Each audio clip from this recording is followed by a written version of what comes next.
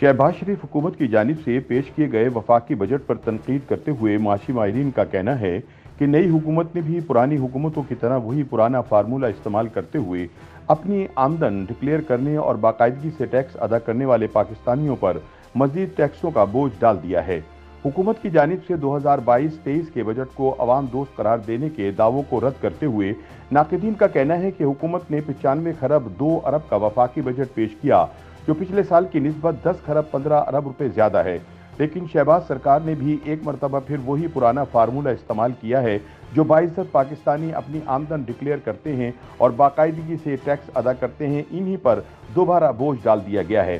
Tax base बढ़ाने के बजाय टैक्स देनदगान पर टैक्स रेट बढ़ा दिए गए हैं। माहिरीन का कहना है कि पिछले कई सालों का मुशाहिदा ये बताता है कि ये फार्मूला कामयाब होना मुश्किल है और बेहतर होता कि हुकूमत टैक्स रेट बढ़ाने के बजाय ये पॉलिसी देती कि हम किस तरह टैक्स नेट में इजाफा करके 7,400 अरब रुपए का टैक्स हदफ हासिल कर सकते हैं। माशी माहिरीन का कहना है कि हुकूमत के पास पिछले साल का टैक्स हदफ हासिल करने का मंसूबा नहीं था। मजबूरन मिनी बजट के जरिए तकरीबन 375 अरब रुपए के टैक्सेस लगाने पड़े थे, लिहाजा खदशा है कि पुरानी सूरत हाल पैदा हो सकती है। वजीर खजाना मिफ्ता इस्माइल का कहना है कि करंट अकाउंट खसारा तकरीबन 9 अरब सुनने में तो बेहतर है, लेकिन सवाल ये पैदा होता है कि ऐसा कैसे मुमकिन हो सकता है। एक अंदाजे के मुताबिक पिछले एक माह में तकरीबन 40,000 फैक्ट्रियां बंद हुई हैं, जिसके बाइस बरामदात में कमी वाक़ हो रही है। दूसरी जानिब हमारी दरामदाद रिकॉर्ड सतह तक बढ़ गई हैं, इनमें कमी कैसे वाक़ होगी, इस बारे में भी कोई पॉलिसी पेश नहीं की गई। दरामदाद पर पाबंदी लगाने के बावजूद ज़र मुबादला के ज़खायर 10 अरब डॉलर से नीचे जा चुके हैं। माहिरीन याद दिलाते हैं कि अभी पाकिस्तान को गंदम और कपास दरामद करना पड़ेगी, जिससे करंट अकाउंट पर मजीद बोझ पड़ेगा। आलमी मार्केट में तेल की कीमतें $150 फी बैरल तक बढ़ सकने की इतलात हैं, जिसके बाइस ज्यादा डॉलर मुल्क से बाहर भेजना होंगे। इन हालात में करंट अकाउंट खसारा कम करने के लिए कोई मौसर पॉलिसी सामने नहीं रखी गई है। यूं महसूस होने लगा है कि अवाम को वक्ती तौर पर खुश करने के लिए ये आदाद शुमार पेश किए जा रहे हैं। इन हालात में अगर शहबाज शरीफ हुकूमत हकीकी मायनों में करंट अकाउंट खसारा कम करने में संजीदा है तो ये मकसद बरामदात बढ़ाकर हासिल किया जा सकता है। मिफ्ता इस्माइल फरमा रहे हैं कि हम बरामद कुनंदगान को अच्छा पैकेज देंगे, लेकिन वो क्या पैकेज होगा, कब देंगे और किस शोबे से मुतालिक होगा, इस बारे वो कोई बात करते दिखाई नहीं दे रहे। लेकिन मिफ्ता इस्माइल के हालिया फैसलों और IMF के दबाव के पेश नज़र इस बात के इम्कानात कम दिखाई देते हैं कि बरामद कुनंदगान को मुस्तकबिल करीब में कोई रिलीफ मिल सके। बजट आदाद शुमार के मुताबिक ज़रई साजो सामान पर सेल टैक्स खत्म कर दिया गया है। शोबिस इंडस्ट्री को बड़ा रिलीफ दिया गया है। शोबिस के सामान की दरामदात पर टैक्स छूट दे दी गई है। सिनेमा की आमदन पर भी टैक्स छूट है। 6 लाख रुपए तक तनख्वाह की आमदन पर टैक्स छूट और 12 लाख रुपए तक की आमदन पर 100 रुपए टैक्स लगाया गया है।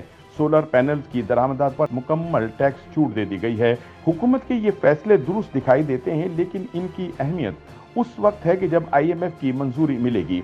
यहाँ इस बात का जिक्र जरूरी है कि तहरीक इंसाफ ने भी पिछला बजट अवाम दोस्त करार दिया था। ज़राई मशीनरी, खाद, ज़राई अजनास पर टैक्स छूट दे दी गई थी, लेकिन बाद-ए-ज़ां IMF ने मिनी बजट पेश करवाकर अक्सर शोबों पर टैक्स लगवाया। ऐसा महसूस होने लगा है कि मौजूदा सरकार की जानिब से अवाम को आर्जी तौर पर मुतमईन करने की कोशिश की जा रही है, क्योंकि IMF टैक्स छूट के सख्त खिलाफ है। माशी माहिरीन के मुताबिक इन हालात में करने का काम यह है कि IMF से मुज़ाकरात किए जाएं और इन्हें इस बात पर कायल करने की कोशिश की जाए कि अवाम को रिलीफ देना वक्त की अहम ज़रूरत है।